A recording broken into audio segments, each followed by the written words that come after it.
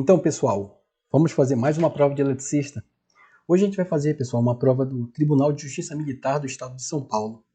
Essa prova foi aplicada no ano de 2011. Quem elaborou foi a VUNESP.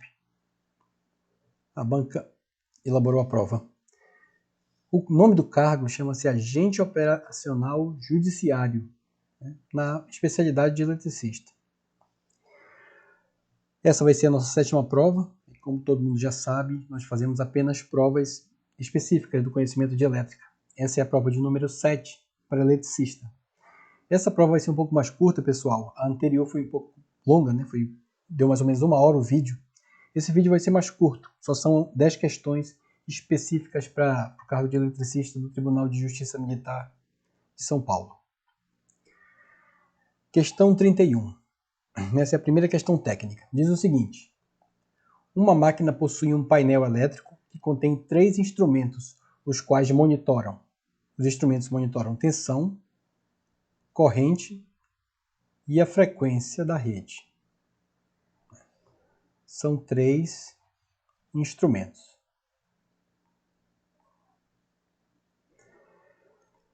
Para o perfeito funcionamento do maquinário, ele faz monitoramento para acompanhar o funcionamento do maquinário. A unidade de medida dos instrumentos na sequência apresentada só quer saber qual é a unidade de medida de cada instrumento.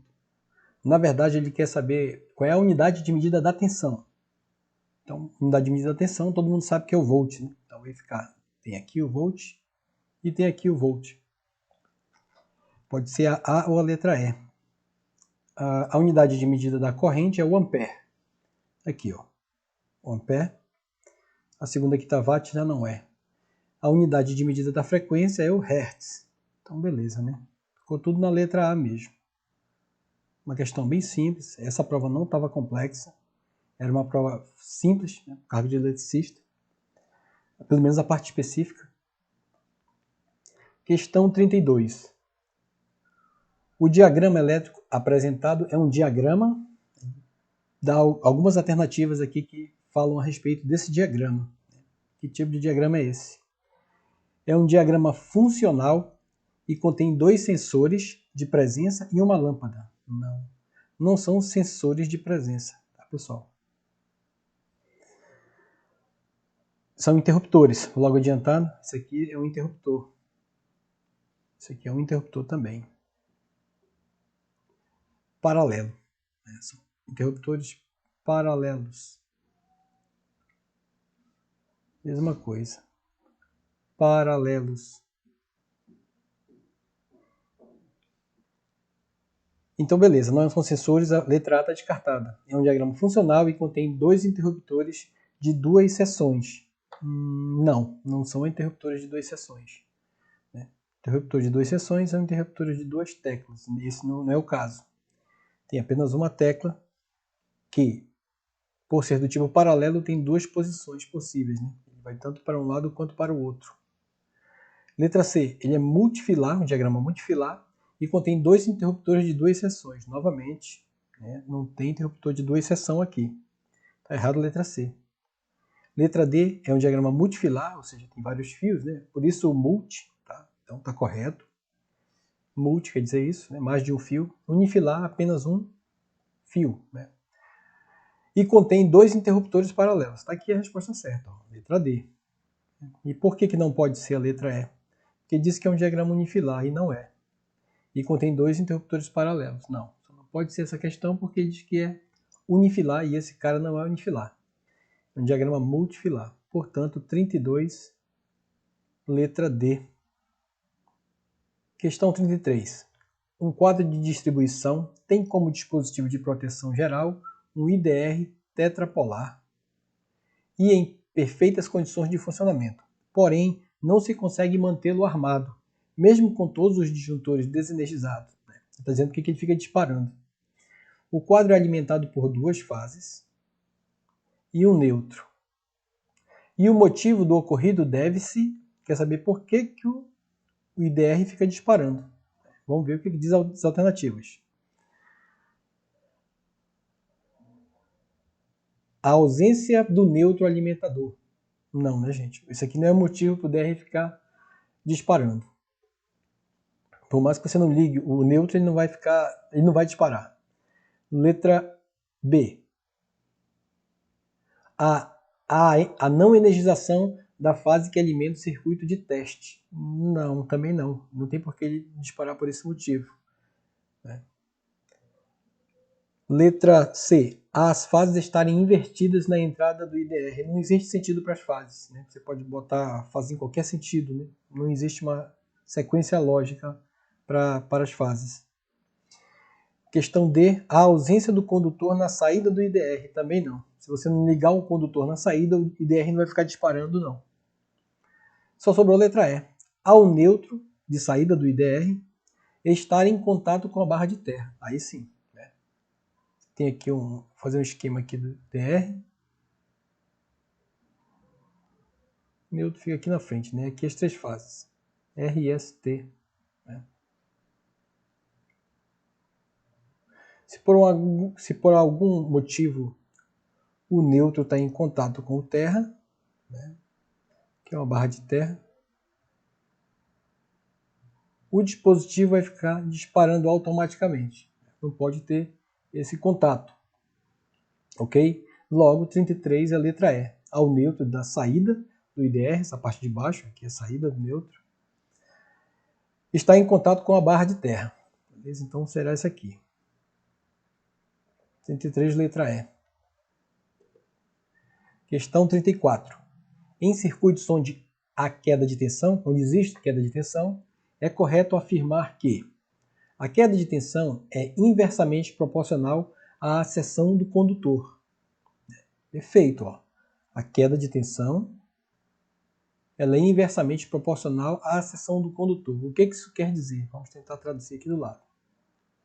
Quando o teu condutor é fino, né, tem uma seção pequena, ele vai ter uma maior queda de tensão. Okay? Por isso que é inversamente. Ó. Quando, nesse caso aqui, o condutor é... Vou escrever aqui, ó, condutor de menor seção, o que acontece? Maior queda de tensão.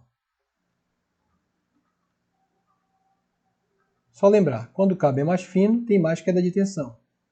Inversamente quer dizer isso. Ó. A queda de tensão vai ser maior quando o condutor for mais fino. E o contrário também é verdadeiro. Ó. O contrário é o seguinte, ó. Quando o condutor for mais grosso, bota aqui um condutor um pouco mais grosso, com uma seção maior, o que acontece? Quando tiver uma maior seção, uma maior bitola,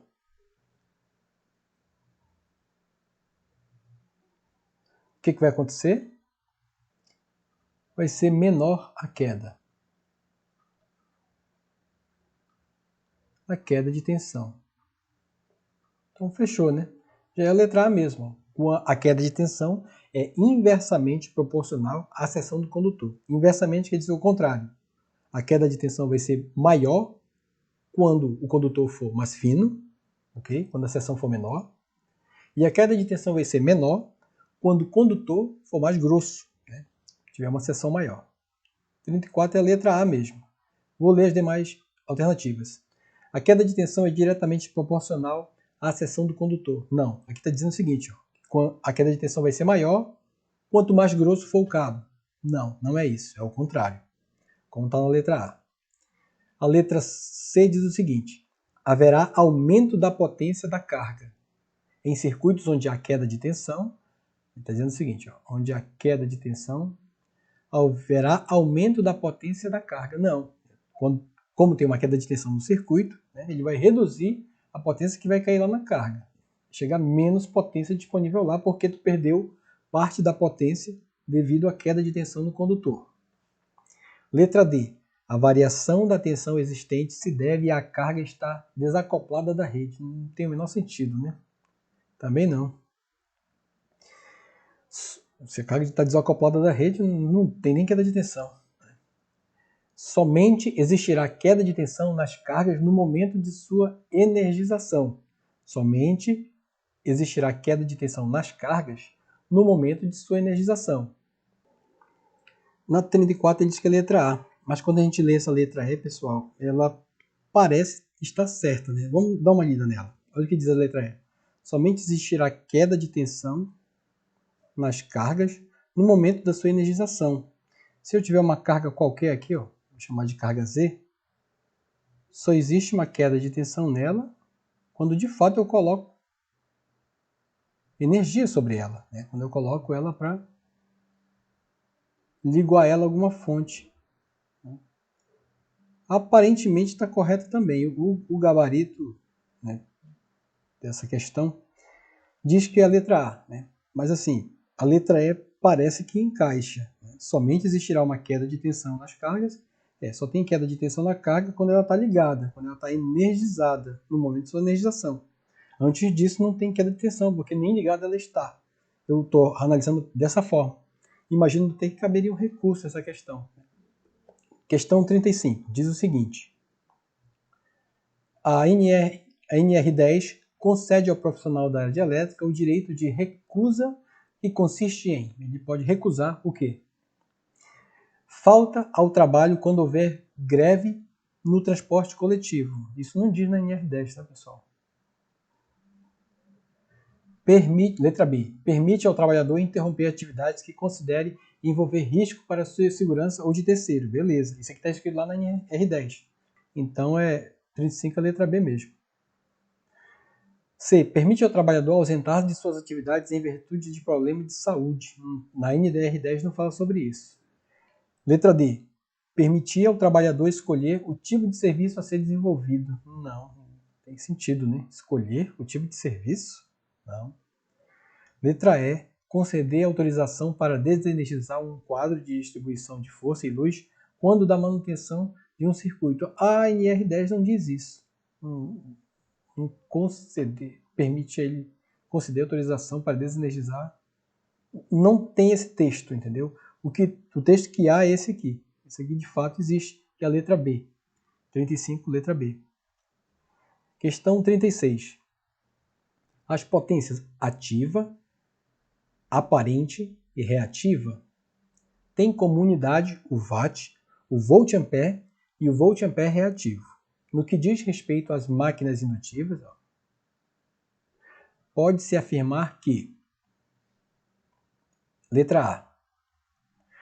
Para se determinar a potência ativa, tem que se multiplicar tensão por corrente. Vamos lembrar das equações, né, pessoal? A equação clássica de potência em uma máquina elétrica é o quê? Tensão. Potência é igual a tensão vezes corrente.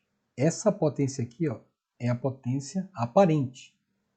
Vou chamar de potência, escrevi com a letra S. Aparente, que é a potência total. E ela é dada pelas unidades das duas variáveis aqui, ó, volt e ampere. Volt, ampere. O que diz a letra A? Para se determinar a potência ativa, tem que se multiplicar tensão por corrente. Quando você multiplica numa máquina indutiva a tensão por corrente, você não obtém a potência ativa.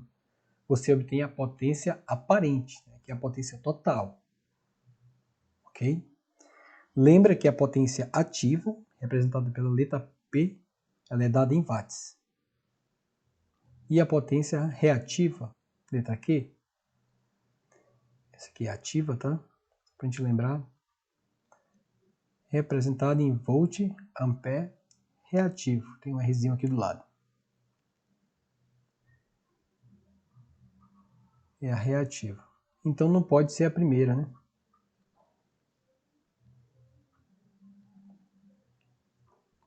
Item B. A potência reativa é encontrada nos bancos de resistências. Então, banco de resistência, não tem reativo. Quando você ouvir a palavra resistência, lembra sempre de potência ativa. Todas as resistências, né? Chuveiro elétrico, ferro elétrico, né? Torradeira, enfim, tudo que for resistência potência ativa e é dada somente em watts. Tá? Isso aqui, quando você vê essa potência, ela é dada em watts. Letra C. Então não pode ser letra B também. Letra C. A potência aparente é determinada pela multiplicação da tensão pela corrente e o fator de potência. Não, a aparente a gente já viu aqui em cima. Ó. Não entra o fator de potência, não. É só tensão vezes corrente. Então, logo, a letra C também está errada. Porque ele incluiu aqui o fator de potência, ele não entra nessa conta. Letra D. A potência aparente é determinada pela multiplicação da tensão pela corrente. Tá aí, ó. Letra D está certinho. Primeira equação que a gente escreveu ali em cima. 36, letra D. Letra E. A potência reativa é determinada por tensão multiplicada pela corrente e dividida pelo fator de potência. Também não, né, gente? Não. Portanto, 36, letra D. Questão 37. Para se determinar o disjuntor geral de um quadro de distribuição geral, deve-se utilizar o fator de demanda das cargas. O que significa? Perguntando aqui o que é fator de demanda. Fator de demanda, gente, é o seguinte. É uma divisão, é uma relação entre o quê? A carga que tu utiliza, eu vou escrever aqui, ó, se você lembrar. A carga que se utiliza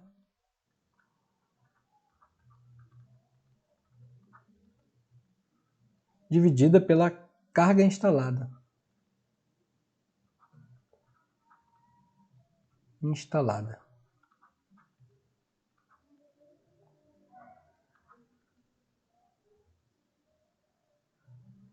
O que é fator de demanda? É a divisão entre a carga em watts que você utiliza dividido pela carga instalada. Em watts também. Ou VA sobre VA também dá no mesmo. É só você lembrar que se você ligar todas as cargas da sua instalação, todas as lâmpadas, tomadas e demais equipamentos ao mesmo tempo, né, e em potência máxima, o fator de demanda nesse caso vai ser o quê? Vai ser igual a 1. Mas só vai ser unitário quando tiver tudo ligado. E isso não acontece, né? Geralmente você nunca liga todos os equipamentos de uma só vez. O fator de demanda sempre vai ser 0, alguma coisa. Bora às alternativas. Deve-se utilizar o fator de demanda nas cargas, que significa um fator de sobrecarga admissível. Não. Não tem nada a ver com fator de sobrecarga admissível. O fator de sobrecarga admissível, lembra da máquina elétrica, o fator de serviço. Lembra? Não sei se você lembra da questão anterior, da prova anterior. Prova anterior, né, na máquina elétrica vem uma informação chamada fator de serviço, que pode ser 15 ou, naquele exemplo que a gente fez na prova anterior, era 25% fator de serviço. Né? Ou seja, era sobrecarga admissível para o funcionamento de um motor elétrico. Mas isso aí é um dado que vem na placa. Cada motor tem o seu fator de serviço. Letra A está errada. O mesmo que fator de serviço. Não é o mesmo que fator de serviço. Letra C. Leva em consideração o que se utiliza em relação ao que se tem instalado. Foi o que eu escrevi ali. Ó.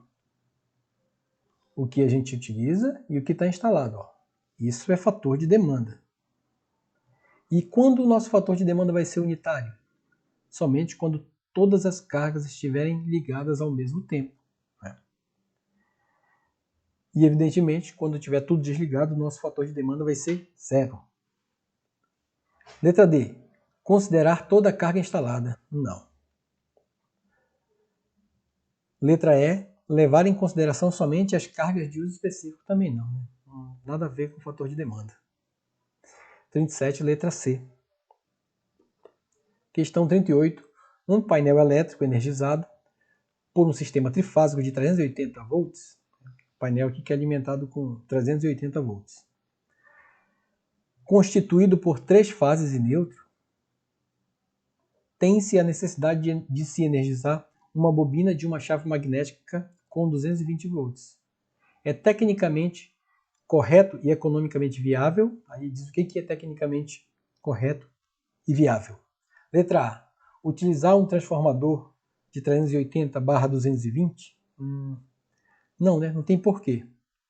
Ele está dizendo o seguinte, ó. se você tem um sistema trifásico de 380 volts, né, formado por 3 fases neutras, ou seja, tu tem um sistema em estrela. Né, ó. Desenhar aqui o sistema trifásico em estrela. Tem as 3 fases, RST, e tem um neutro aqui.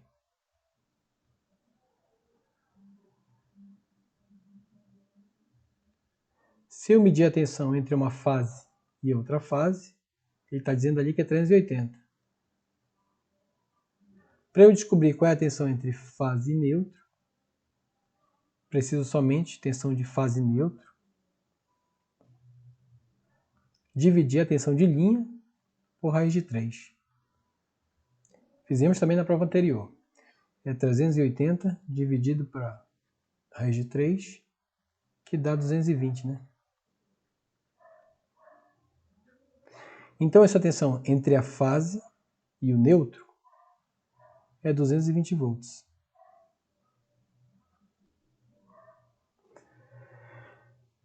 Bora ver o que diz a alternativa B. Utilizar-se da tensão de fase do sistema. Beleza, né? Tá aqui, ó. 38, utilizar-se da tensão de fase. Eu não preciso instalar um transformador que baixe 380 para 220, porque nesse sistema trifásico, cuja tensão de linha é 380, a tensão de fase vai ser 220.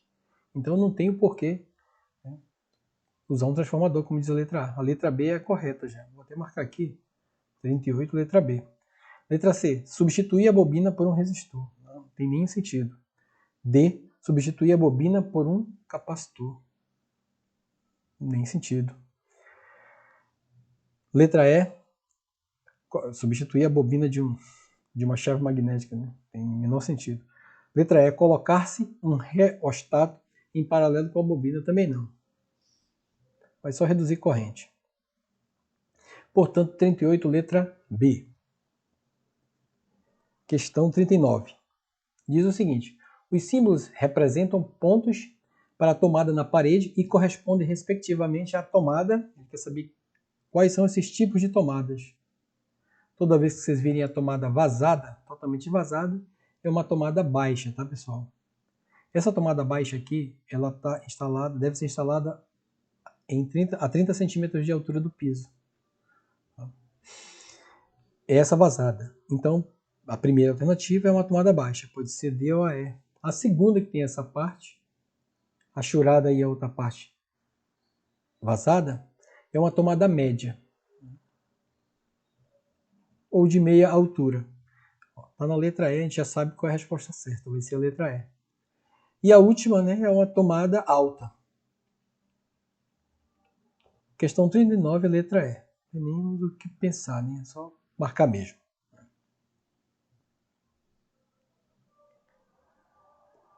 Questão 40. A última questão. Como eu falei para vocês, essa prova só tem 10 questões, é uma prova mais curta, né? E eu acho que essa questão de número 40 acho que deve ser a mais difícil da prova. Um pouquinho mais complexa, mas nada de preocupante. Diz o seguinte: uma máquina possui um motor trifásico de indução, né, de 12 pontas, 12 terminais, com dados de placa de 220, 380, 440, 760. E será energizado em 380 volts. Está dizendo que ele vai ser ligado em 380, nesse nível de tensão. Aqui, ó. O fechamento que deverá ser feito nos terminais do motor para se adequar à tensão da rede será: qual tipo de fechamento que eu tenho que fazer no motor para ele se adequar ao nível de tensão da rede, que é 380. Toda vez que você vê esses 4 níveis de tensão, você tem que olhar sempre olha essa dica, olhar sempre o valor da menor tensão, 220. A menor tensão é a tensão que cai em cima de cada uma das bobinas, independente do tipo de ligação. Tá bom, pessoal? Isso aqui é importante, essa informação. E a sequência sempre de fechamento de um motor, da menor para a maior tensão, sempre é o mesmo. Em 220, que é a menor tensão, você vai ligar o seu motor em duplo triângulo, olha só, essa sequência nunca muda. Em 380, você vai ligar o seu motor em dupla estrela. Eu vou fazer aqui esse carinha aqui, ó, de dupla estrela, porque é o que está pedindo na questão, né? Ele está pedindo para a gente ligar o motor em 380. Você já sabe que vai ser em dupla estrela. Em 440, o motor deverá ser ligado em triângulo simples. E 760 em estrela simples. Ok? Já verificamos qual vai ser o nosso tipo de ligação. Vai ser a dupla estrela. Eu vou desenhar aqui do lado uma ligação do tipo dupla estrela. Dupla por quê? São duas bobinas em paralelas entre si. Em cada uma das fases. Ó.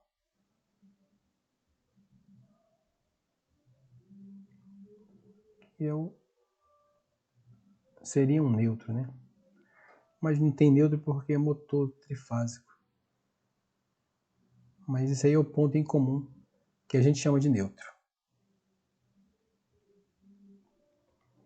Aqui, ó, esse desenho aqui não está muito bem feito, mas é uma ligação do tipo dupla estrela.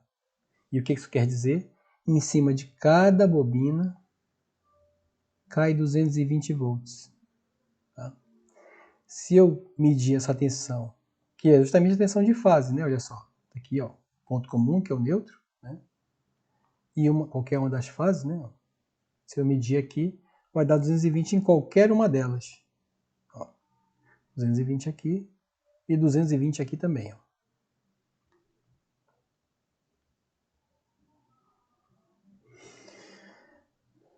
Mas a tensão que eu puxo da rede não é a tensão de fase, é essa tensão de linha. Ó. Entre fases, tá? Não confunde. Tensão de fase entre fase neutro e tensão de fase é tensão e tensão de linha, perdão, é tensão entre fases. Portanto, essa tensão aqui, ó, entre a fase R e a fase S, é o quê? É a tensão de fase vezes raiz de 3. É o contrário agora da equação. Tensão de linha aqui vai ser 220 vezes raiz de 3, que é igual a 380, que é o que diz a questão. Ela quer que você ligue a sua máquina em 380 volts. Logo, esse carinha aqui, ó, vai ser ligado em dupla estrela. Só procurar a alternativa, que nesse caso aqui é a letra C. Então foi isso, pessoal. Essa questão 40 é a letra C e a gente finalizou a nossa prova mais uma vez. Quero agradecer a você que está assistindo nossos vídeos, né? Peço que, por favor, se inscreva no canal e deixe o seu like. É muito importante para a gente continuar esse trabalho que você acompanhe o nosso trabalho através do seu comentário, através do seu like, né? Através de indicando para os amigos, para os colegas de escola, de faculdade. Indique esse trabalho para mais pessoas. Né? Vamos compartilhar conhecimento. Então é isso, tá? Eu agradeço a todos. Fique com Deus e até o próximo vídeo. Tchau, tchau.